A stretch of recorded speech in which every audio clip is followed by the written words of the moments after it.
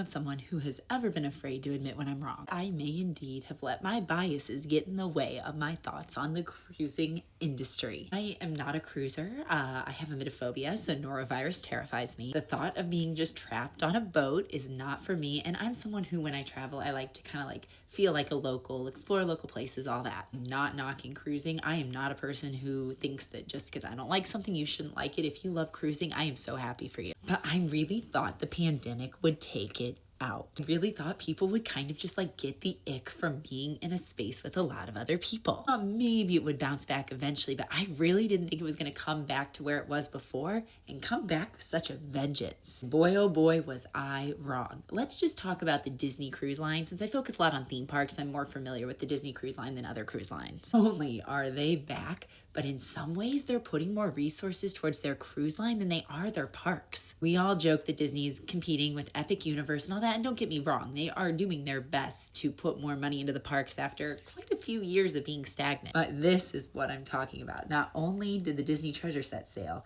they have 2 more for 2025, and you ready for this? 4 more between 2027 and 2031. That's in addition to the 5 that are currently in the fleet. That is so many giant ships Titanic could never. People are booking them. In some ways, this has a chance to take over what their parks haven't been able to do. I wouldn't go quite that far. Yeah, so interesting how cruising has made such a big comeback. What are your thoughts? Do you love to cruise? Are you surprised it made a comeback? Are you team me and you're like, do not put me on that boat ever?